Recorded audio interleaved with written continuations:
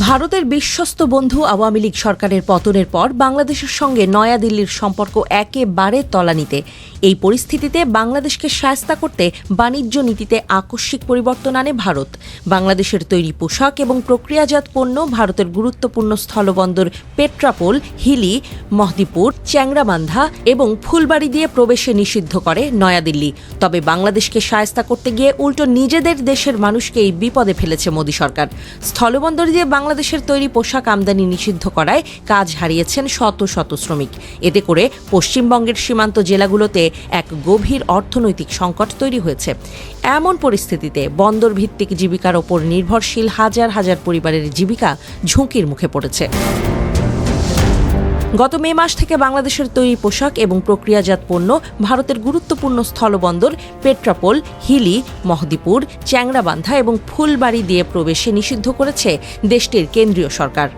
এই বন্দরগুলো পশ্চিমবঙ্গের অর্থনীতির জন্য অত্যন্ত গুরুত্বপূর্ণ।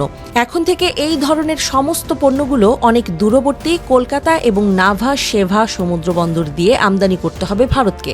ভারত সরকারের এই সিদ্ধান্তে দেশটির স্থলবন্দর এলাকার মানুষজনের রোজগারের পথ রীতিমতো বন্ধ হয়ে গেছে।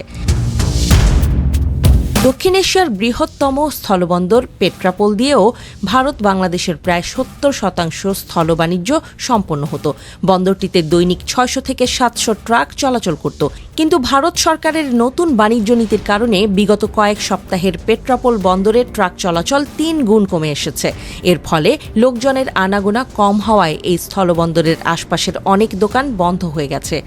এছাড়াও স্থলবন্দরে পণ্য লোড আনলোড করে দিন এনে দিন খাওয়া আনুমানিক ২ থেকে ৩ হাজার শ্রমিকের প্রতিদিনের রোজগার পুরোপুরি বন্ধ হয়ে গেছে। এতে করে জীবিকা নিয়ে অনিশ্চয়তার মুখে পড়েছে ভারতের খেটে খাওয়া এসব লোকজন।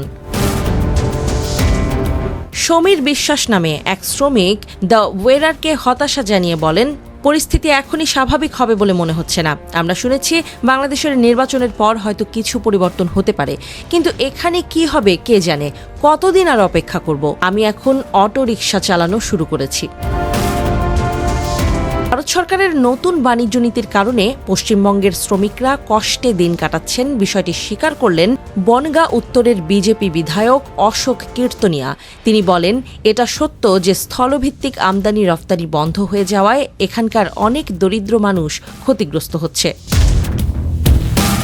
এদিকে পেট্রাপোল বন্দরে দৈনিক ট্রাক চলাচল কমে যাওয়ায় আনুমানিক ১২ থেকে ১৫ হাজার ট্রাক চালক ও সংশ্লিষ্ট পেশার মানুষ তাদের আয়ের প্রধান উৎস হারাতে বসেছে। Bangladesh garments manufacturers and exporters অ্যাসোসিয়েশনের তথ্য বলছে, গত ১০ মাসে স্থল দিয়ে ভারতে প্রায় ১২,০০০ কোটি টাকার গার্মেন্টস পণ্য রপ্তানি হয়েছে।